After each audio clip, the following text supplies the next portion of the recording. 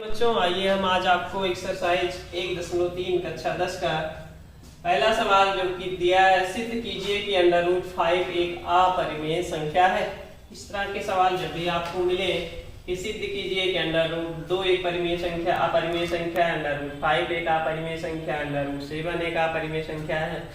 आप जानते हो कि जितनी भी संख्याएं अंडर रूट में होती हैं, अगर उसका वर्गमूल नहीं निकलता है तो वो सभी संख्याएं कैसी होती हैं? अपरिमेय संख्याएं। जैसे √2, √3, √5।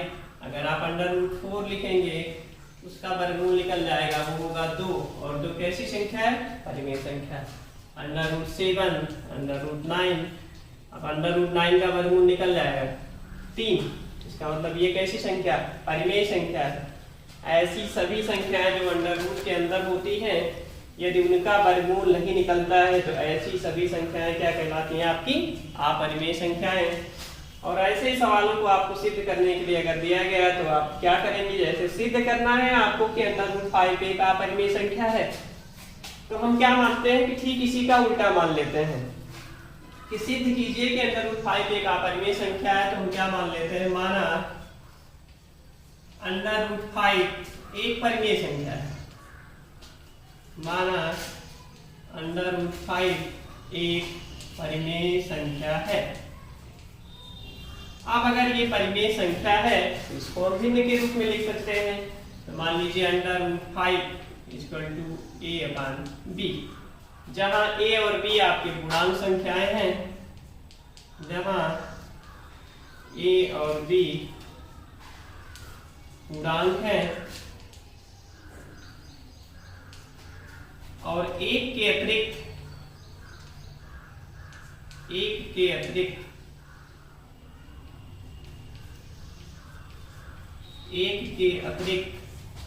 इनका कोई उभयनिष्ठ गुणनखंड नहीं है, और इनका a और b का एक के अतिरिक्त इनका कोई उभयनिष्ठ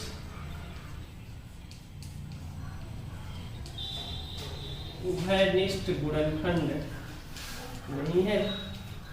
इसका मतलब ये कैसी संख्याएं होंगी? सभाज्य संख्याएं। सभाज्य संख्याएं कौन संख्याएं होती हैं? जिनका एक के अतिरिक्त कोई उभयनिष्ठ गुणनखंड नहीं होता है, ऐसी संख्याओं को हम सभाज्य संख्याएं कहते हैं। इनका कोई उभयनिष्ठ गुणनखंड नहीं है। तो देखिए, आपको सिद्ध करना है कि √5 एक अपरिमेय संख्या। तो हमने क्या मान लिया? माना √5 एक परिमेय संख्या है। अगर ये परिमेय संख्या इसे हम भिन्न के रूप में मान लीजिए a/b के रूप में लिख लेते हैं, जहां a और b पूर्णांक संख्याएं होंगी और इनका एक के अतिरिक्त कोई उभयनिष्ठ गुणनखंड नहीं होगा। इसका मतलब ये सहभाज्य संख्याएं होंगी। अब इसको आप इस तरीके से लिख दीजिए, √5b = a, या इसको आप ऐसे भी लिख सकते हैं, a = b √5 या √5b। अब दोनों पक्षों का आप वर्ग कर दीजिए। दोनों पक्षों का वर्ग करने पर आपको प्राप्त हो जाएगा। देखिए, √5 का वर्ग करेंगे तो आपको 5 मिलेगा। b² = a², 5b² = a²। इसका मतलब यहाँ पे आपको मिल गया 5b² = a²। इसका मतलब इसको हम लिख सकते हैं b² = a²/5। इसका मतलब ये कि a² 5 से भाज्य होगा, a² 5 से विभाजित हो जाएगा। और एक परिमेय आप जानते होंगे कि अगर किसी संख्या का वर्ग, मान लीजिए कोई भी संख्या है, अगर उसका वर्ग किसी संख्या से विभाजित हो रहा है तो वो संख्या भी उस संख्या से विभाजित होगी। मान लीजिए 5 a² 5 से भाज्य है, तो a भी 5 से भाज्य होगा या विभाजित होगा। आप जानते हैं अगर किसी संख्या का वर्ग किसी संख्या से विभाजित हो रहा है तो वो संख्या भी उस संख्या से विभाजित होगी। इसका मतलब अगर a² 5 से विभाजित हो रहा है तो a भी 5 से विभाजित होगा।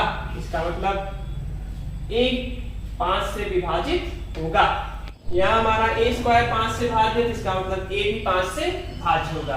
अब हम क्या करते हैं, माना पूरा मानते हैं a बराबर 5c, जहां c एक पूर्णांक संख्या है, जहां c एक पूर्णांक है, तो यहाँ पे आप a के स्थान पे 5c रख देंगे तो यहाँ पे आपको मिल जाएगा 5b² है आपका। a के स्थान पे आप 5c रखेंगे तो आपको मिल जाएगा 25c² और सरल करेंगे तो आपको मिल जाएगा 5c² b²। आप पुनः इसको लिख सकते हैं c² b²/5। इसका मतलब b² 5 से भाज्य होगा। इसका मतलब b² आपका 5 से भाज्य होगा। हम कह सकते हैं, मिटा के लिखें इसको आगे, क्योंकि b² 5 से भाज्य है, अतः b भी 5 से भाज्य होगा। यहाँ देखिए b² 5 से भाज्य है, इसका मतलब b भी 5 से भाज्य होगा।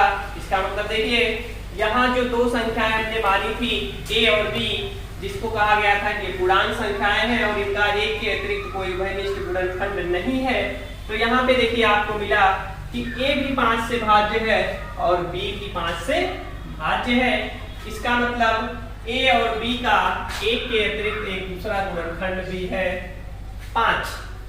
इसका मतलब 5 से भी a और b भाज्य हैं।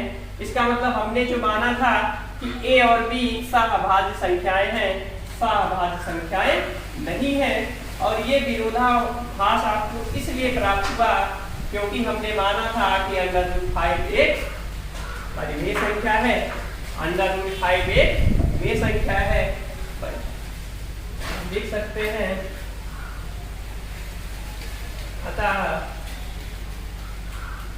a और b का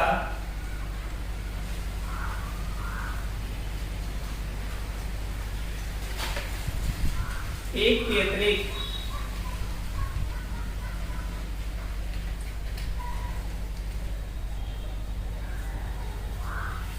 एक के अतिरिक्त 5 भी एक गुणनखंड है।